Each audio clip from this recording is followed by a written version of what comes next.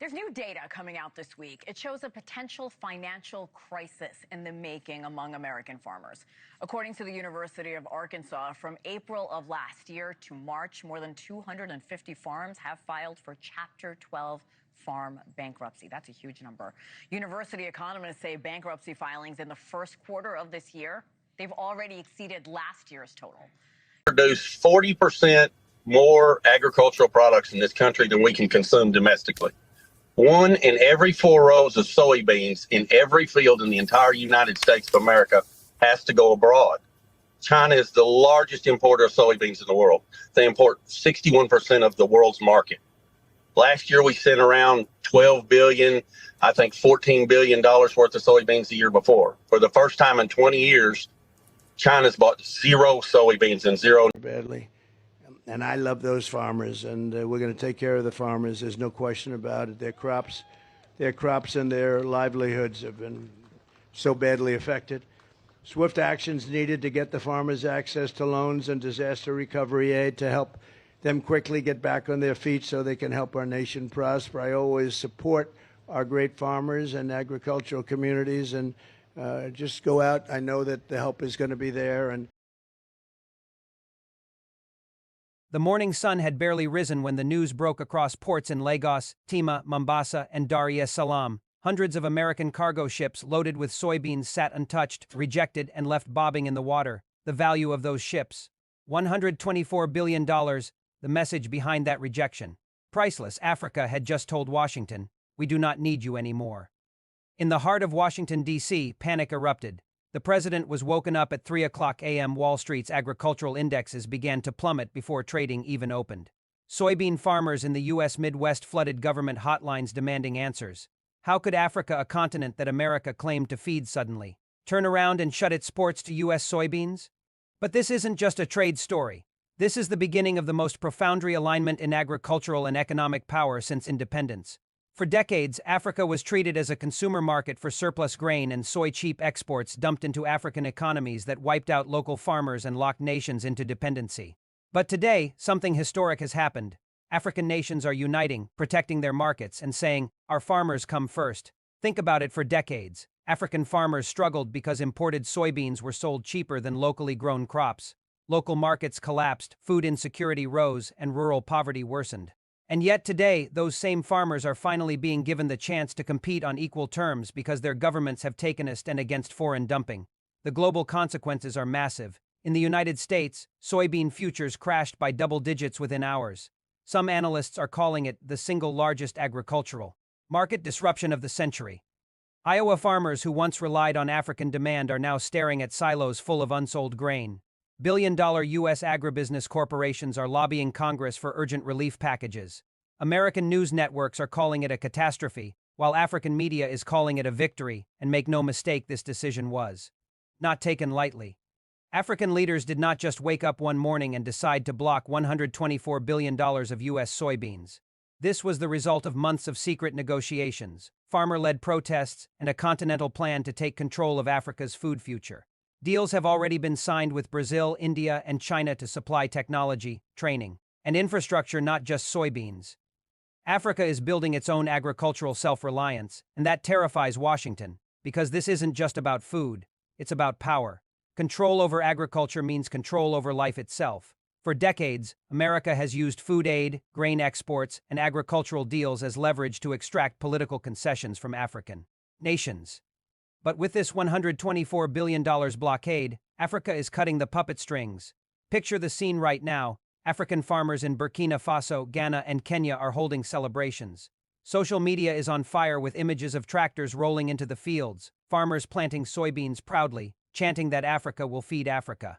And somewhere in a boardroom in New York, executives at the biggest U.S. agribusiness firms are staring at spreadsheets that now bleed red, wondering how they lost an entire continent in one night.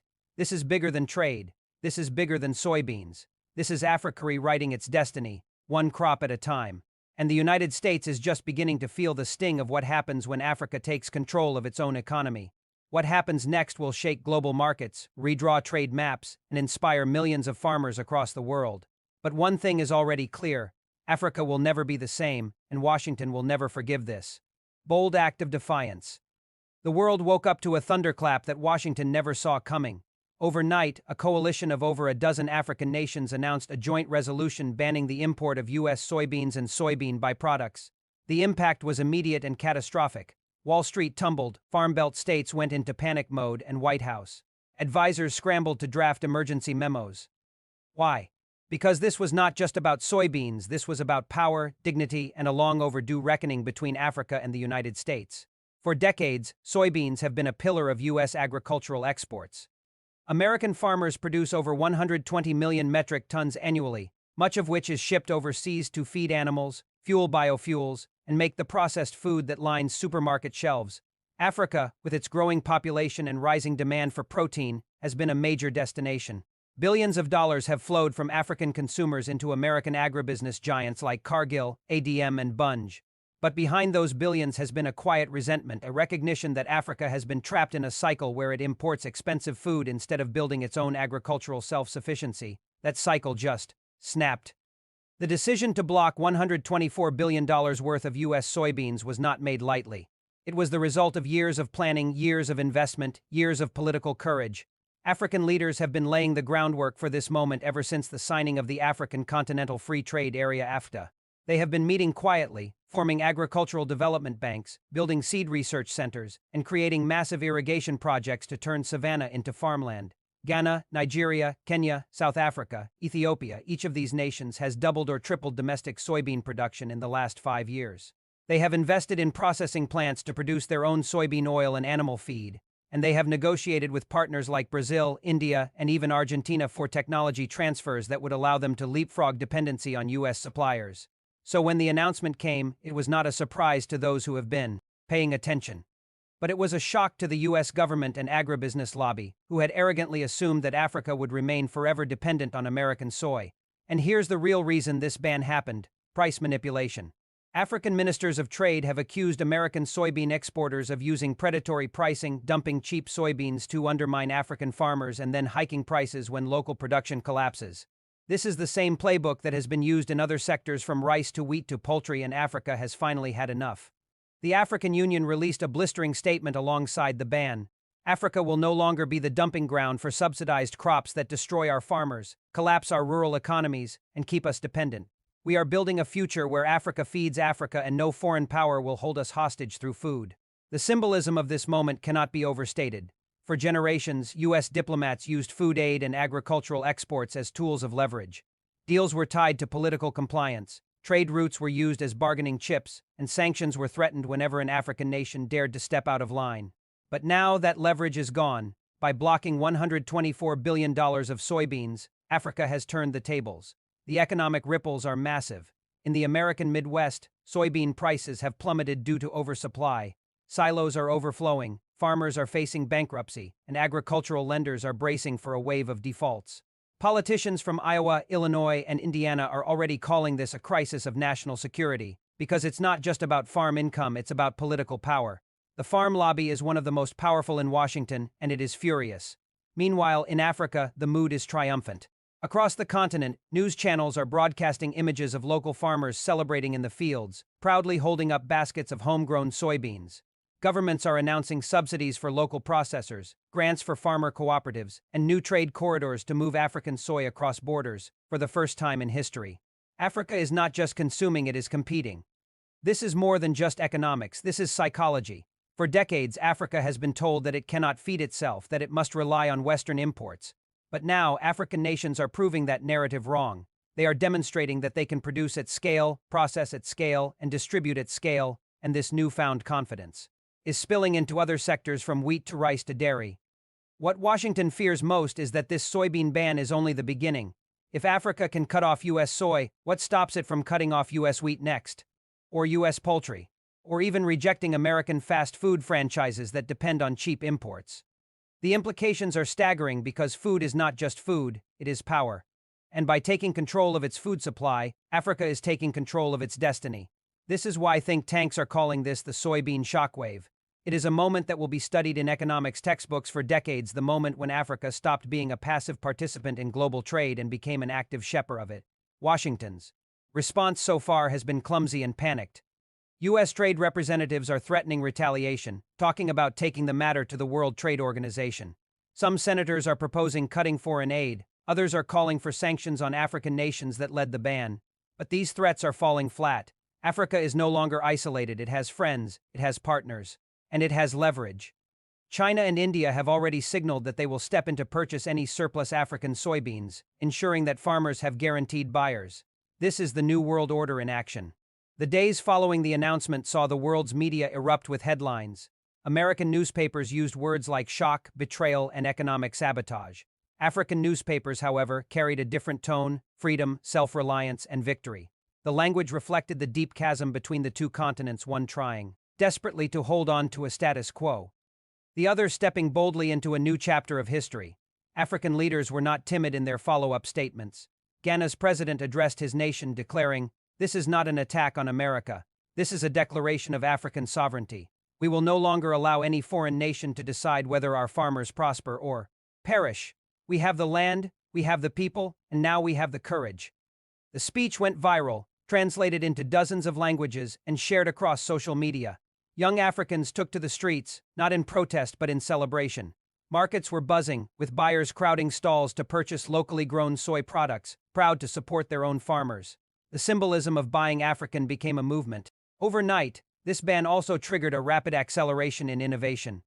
Across the continent, agri-tech startups saw a surge in funding. Governments fast-tracked research grants for improving crop yields, soil health, and irrigation efficiency. Drone technology was deployed to monitor crops, and AI-powered platforms helped farmers predict weather patterns and maximize harvests. Africa was no longer just producing soybeans, it was creating an entire ecosystem that would make it competitive for decades to come. Processing plants that once stood idle were running 24 hours a day. Cooperatives were being formed, giving smallholder farmers bargaining power.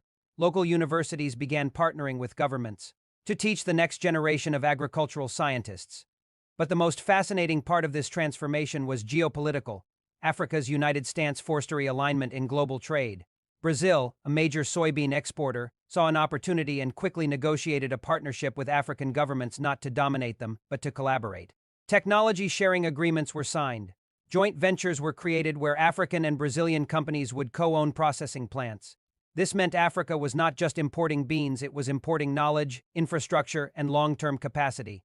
Washington could hardly believe what it was watching. U.S. diplomats were dispatched across Africa in a frantic effort to repair relationships. But they were met with firm responses. African leaders politely but firmly told them that there would be no reversal, no compromise. The ban was final. The economic toll in the United States deepened. Analysts predicted that up to 30% of soybean farmers could default on their loans by year's end. The Farm Bureau, historically a loyal voting bloc for Washington's political elite, began turning against the establishment. Farmers complained that they had been sacrificed on the altar of arrogance.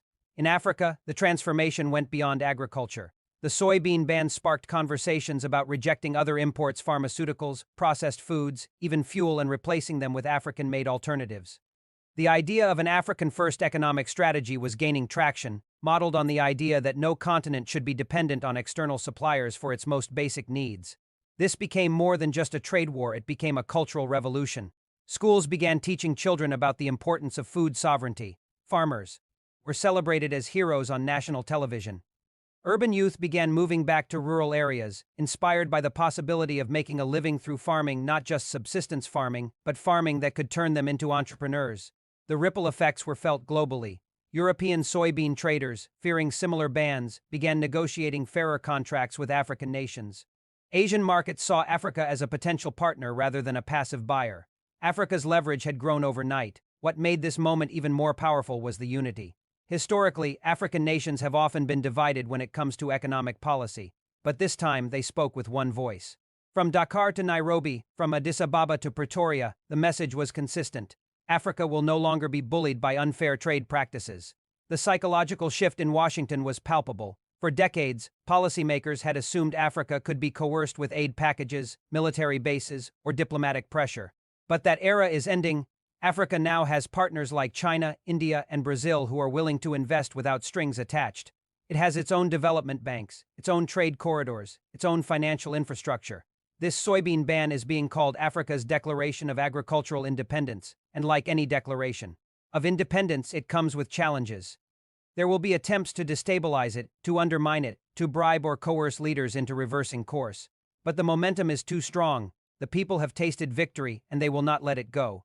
The most remarkable image came 3 weeks after the ban. A group of African farmers, standing together, holding hands in front of a cargo ship loaded with African soybeans, destined for an African market. Behind them was a banner that read, "We feed ourselves." That image went viral, becoming the symbol of a new African century. And this brings us to the conclusion. The soybean ban is not just a trade decision, it is a statement of identity. It is Africa telling the world, we are not just a market, we are not just consumers, we are producers, innovators, and leaders. It is Africa breaking free from the dependency that has shackled it for generations. America has been humbled, but if it is wise, it will learn from this.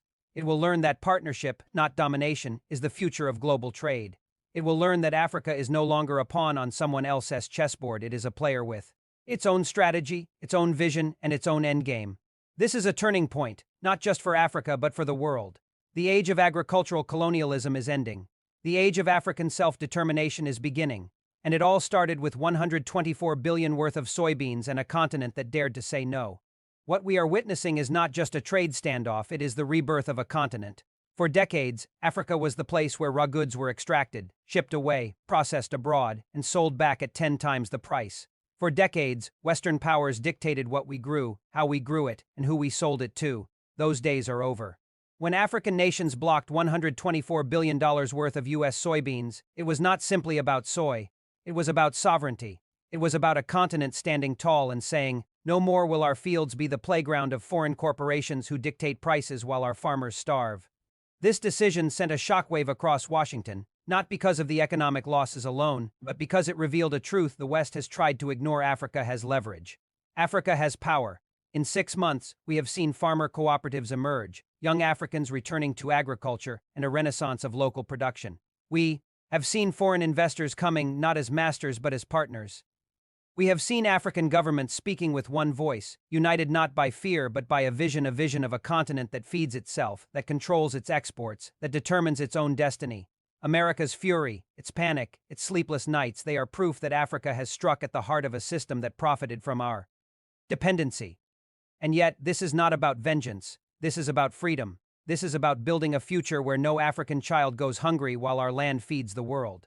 This is about a new economic order where Africa decides the price of its own goods. The United States has a choice. It can continue to resist, threaten sanctions, and attempt to intimidate Africa back into submission, or it can choose humility, respect, and partnership. Because this new Africa is not afraid. This new Africa is not begging. This new Africa is building. Let history remember this moment not as an act of defiance, but as the spark that lit the fire of self-reliance across 1 billion people. Let it be said that Africa did not just block soybeans, Africa blocked exploitation, dependency, and manipulation. We stand today on the threshold of something greater than trade reform. We stand at the birth of a new African century, a century where our resources enrich our people first, a century where we write the terms of engagement with the world, a century where we say to every foreign power, if you want to do business with Africa, you will do so on African terms. This is more than economics. This is dignity. This is sovereignty. This is Africa rising, and no one, not Washington, not Wall Street, not any foreign power can stop what has already begun.